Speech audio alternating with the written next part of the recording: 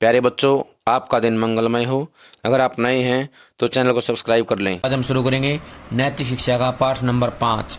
नाम है शांत मन उन्नत जीवन। यानी कि मन शांत होना चाहिए, तभी हमारा जीवन जो है उन्नति करेगा, जीवन में सफलताएं मिलेगी। नास्ति बुद्धिर्युक्तस्य न चायुक्तस्य भावना न चा भावयतः शांतिर शांतस्य कुतः सुखम। ये श्लोक जो है गीता के अध्याय नंबर 2 से लिया गया है। श्लोक है 66वां श्लोक हम जो है पढ़ेंगे आज। नास्ति न अस्ति, इसका मतलब होता है नहीं हो सकती। बुद्धि होता है बुद्धि। अयुक्तस्य होता है प्रभु श्री कृष्ण भावना से संबंधित न रहने वाले। न होता नहीं, च होता है और। अयुक्तस्य होता है कृष्ण भावना से शून्य पुरुष का। भावना होता है सुख में यानी स्थिर चित्त। अभाव्यता होता है जो स्थिर नहीं है उसके। शांति होता है शांति। अशांतस्य होता है अशांत का। कृतय होता है कहाँ, कुतः कुतः आएगा कहाँ, कहाँ है। सुखम होता है सुख। श्रीमद् भगवद गीता के अध्याय 2 के 66वें श्लोक में भगवान श्री कृष्ण अर्जुन को शांति की अनिवार्यता समझा रहे हैं, यानी कि शांति का महत्व समझा रहे हैं। भगवान श्री कृष्ण कहते हैं अर्जुन से, न जीते हुए मन और इंद्रियों वाले पुरुष में निश्चयात्मिका बुद्धि नहीं होती। यानी कि निश्चयात्मिका बुद्धि का जो है उसमें कोई वास नहीं होता है, उसकी बुद्धि स्थिर नहीं होती है। और उस अयुक्त मनुष्य के अंतःकरण यानी कि मन में भावना भी नहीं होती। और भावनाहीन मनुष्यों को शांति नहीं मिलती। और शांति रहित मनुष्य को सुख कैसे मिल सकता है। कहने का आशय है कि निश्चयात्मिका बुद्धि होनी चाहिए। अगर ये बुद्धि होगी तो मनुष्य के मन में भावनाएं होंगी। मनुष्य के मन में भावनाएं होंगी तो मनुष्य का मन शांत रहेगा। और शांति जहाँ होगी वहीं मनुष्य को सुख मिलेगा। इस पाठ में ये बताया गया है कि मनुष्य का मन जो है शांत होना चाहिए। मन की शांति महत्वपूर्ण है। आज हर मनुष्य सुख तो चाहता है, परंतु वह तनाव दबाव से घिरा हुआ है। मन में स्थिरता ही सुख और मन की अस्थिरता ही दुख है। यानी कि मन अगर स्थिर है तो सुख है, अगर मन अस्थिर है तो दुख है। मन की स्थिरता के लिए अध्यात्म अर्थात परमात्मा का आधार स्वीकार करना आवश्यक है। एक बार सिकंदर ने वन में खड़े संत को अपने साथ चलने तथा वहां अच्छे आसन पर विश्राम करने के लिए कहा। संत ने कहा कि वहां तेरे तन का आसन तो कोमल होगा, परंतु मन तो ईर्ष्या द्वेष अहंकार आदि की कठोरता से भरा होगा। अतः हमें मन से कटुता क्रोध आदि को त्याग कर प्रेम सद्भाव के साथ अपने कर्तव्य पथ पर आगे बढ़ना चाहिए। असंयमी पुरुष की न हो बुद्धि स्थिर, प्रभु के प्रति श्रद्धा कैसे हो फिर। मिले शांति क्यों कर न श्रद्धा, जहाँ शांति रहित को भला सुख कहाँ। इसमें ये कहा गया है जो व्यक्ति संयमी नहीं है, असंयमी मनुष्य है, उसकी बुद्धि क्या है, स्थिर नहीं होती है। प्रभु के प्रति श्रद्धा फिर कहाँ से आएगी। और प्रभु के प्रति श्रद्धा नहीं होगी तो उसे शांति कैसे मिलेगी। और जहाँ श्रद्धा और शांति नहीं होती वहाँ सुख कैसे होगा, सुख कहाँ मिलेगा। कहने का आशय है कि हे प्रिय बंधु, जीवन में शांति पाने के लिए जो है सबसे जरूरी है हमारे मन का स्थिर होना, बुद्धि का स्थिर होना, भावनाओं का विद्यमान होना। शांति होगी तो हमें सुख मिलेगा। आपने अपने आसपास कुछ लोगों को सुखी तथा कुछ लोगों को दुखी देखा होगा। कभी आपने गरीब व्यक्ति को खुश देखा होगा तो कभी धनवान व्यक्ति को भी दुखी व उदास देखा होगा। शायद आप सब जानते होंगे कि इस सृष्टि में सब सुख चाहते हैं। ऐसा कोई भी मनुष्य नहीं होगा जो अपने जीवन में दुख चाहे या दुख की कामना या प्रार्थना करे। सुख सभी लोगों की स्वाभाविक मांग है। सबकी एक ही भावना रहती है, सुख में भूयात, दुख में माँ भूयात। अर्थात मेरे जीवन में सुख ही सुख हो, दुख कभी न हो। यानी कि दुख हो तो जो है बिल्कुल भी नाम मात्र। यानी कि जीवन में हर व्यक्ति की इच्छा होती है कि उसके जीवन में भरपूर मात्रा में सुख होना चाहिए, लेकिन ऐसा संभव नहीं है। इस भावना में कहीं जाति वर्ग वर्ण देश काल की कोई सीमा नहीं है। इस विषय में सभी लोग एक ही धरातल पर हैं। शायद आप भी जीवन में ऐसे ही सुखों की कामना करते होंगे, यानी कि सुखों की इच्छा रखते होंगे। हे भारत की भावी ऊर्जा, यानी कि हे युवाओं, इस सृष्टि में एक और अनोखी बात भी ध्यान देने योग्य है।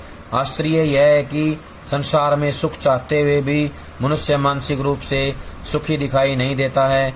उसे देखकर लगता है कि मानो तनाव दबाव उसे घेरे रहते हैं। आओ विचार करें कि इसका कारण क्या है।